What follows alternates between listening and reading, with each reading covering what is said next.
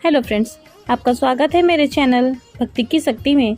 आज मैं आपके लिए भगवान पर भरोसे की एक बहुत ही सुंदर कहानी लेकर आई हूँ।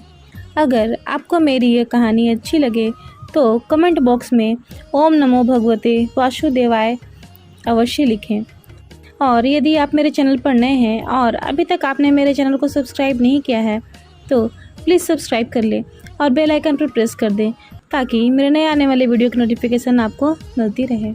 एक गांव में एक औरत रहती थी। वह अपने परिवार के साथ रहती थी। उसका एक बेटा भी था। उसका बेटा 8 साल का था।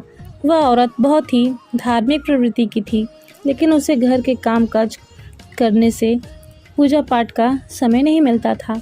तो वह औरत काम करते करते ही ओम नमो भगवते वासुदेवाय मंत्र का जाप करती थी। अलग से तो पूजा का समय उसके पास नहीं था, लेकिन वह इस मंत्र का जाप हमेशा करती रहती थी। एक दिन की बात है, वह औरत रोटी बनाते बनाते ओम नमो भगवते वासुदेवाय नमः मंत्र का जाप कर रही थी। तभी उसने अचानक एक आवाज़ सुनी और अपने बेटे की चीख सुनी। तो वह दौड़कर आंगन की तरफ भागी तो उसने देखा उसका 8 साल का बेटा गिरा पड़ा था। उसके सर से खून निकल रहा था। वह खून से लथपथ था। उस औरत को अपने बेटे को देखकर मन हुआ कि वह जोर जोर से रोए, लेकिन उसके घर में कोई नहीं था। तो वह रोकर भी बुलाती तो किसे बुलाती। उसे अपने बेटे को भी तो संभालना था। वह दौड़कर नीचे गई तो उसने देखा कि उसका बेटा आधी बेहोशी की हालत में माँ की रट लगा रहा है। माँ की ममता ने अंदर से निकलकर अपनी मौजूदगी का एहसास करवाया। उस औरत का 10 दिन पहले ही अपेंडिक्स का ऑपरेशन हुआ था।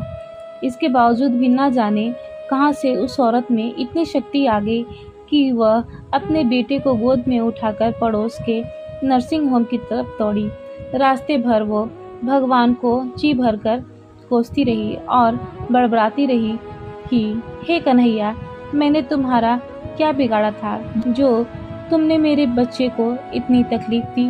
ऐसा बड़बड़ाते बड़बड़ाते वह नर्सिंग होम पहुंच गई। डॉक्टर साहब मिल गए और समय पर इलाज होने पर उसका बेटा बिल्कुल ठीक हो गया। उसके बेटे की चोट गहरी नहीं थी, ऊपरी ही थी। कोई खास परेशानी नहीं हुई। रात में जब सब टीवी देख रहे थे तब उस औरत का मन बेचैन था। वह भगवान से विरक्त होने लगी थी। एक माँ की ममता प्रभु की सत्ता को चुनौती दे रही थी। उसके दिमाग में दिन की सारी घटना चलचित्र की तरह चलने लगी कि कैसे उसका बेटा आंगन में गिरा। एकाएक उसकी आत्मा सिहर उठी। कल ही तो पुराने चापानल का टुकड़ा आंगन से हटवाया था। ठीक उसी जगह उसका बेटा गिरा था। अगर कल मिस्त्री ना आया होता तो क्या होता। उसका हाथ अब अपनी पेट की तरफ गया, जहां टाके अभी हरे ही थे ऑपरेशन वाले। आश्चर्य हुआ कि उसने 20-22 किलो के अपने बेटे को उठाया कैसे वो आधा किलोमीटर तक वह दौड़ती चली गई। उसे फूल से भी हल्का लग रहा था उसका बेटा। वैसे तो कपड़ों की बाल्टी भी वह छत पर नहीं ले जा पाती थी। फिर उसे ख्याल आया कि डॉक्टर साहब तो 2 बजे तक ही रहते हैं और जब वो पहुंची थी तो 3:30 बज रहे थे। उसके जाते ही तुरंत इलाज हुआ, मानो किसी ने डॉक्टर साहब को रोक रखा था। उसका सर प्रभु के चरणों में श्रद्धा से झुक गया और तभी उसका ध्यान टीवी पर गया। तो टीवी पर प्रवचन चल रहा था कि प्रभु कहते हैं कि तुम्हारे ऊपर आने वाले संकट रोक नहीं सकता, लेकिन मैं तुम्हें इतनी शक्ति दे सकता हूँ कि तुम मुश्किल घड़ी में उसे आसानी से पार कर सको। तुम्हारी राह आसान कर सकता हूँ, बस धर्म के मार्ग पर चलते रहो। उस औरत ने घर के मंदिर में झांक कर देखा तो भगवान श्री कृष्ण मुस्कुरा रहे थे। हम कई बार संकट या खुशी के समय में ईश्वर की कृपा को समझ नहीं पाते, पर बाद में हमें एहसास होता है कि यह सब ईश्वर की ही कृपा थी। ऐसे वक्त में श्रद्धा, आस्था और धैर्य बनाए रखें।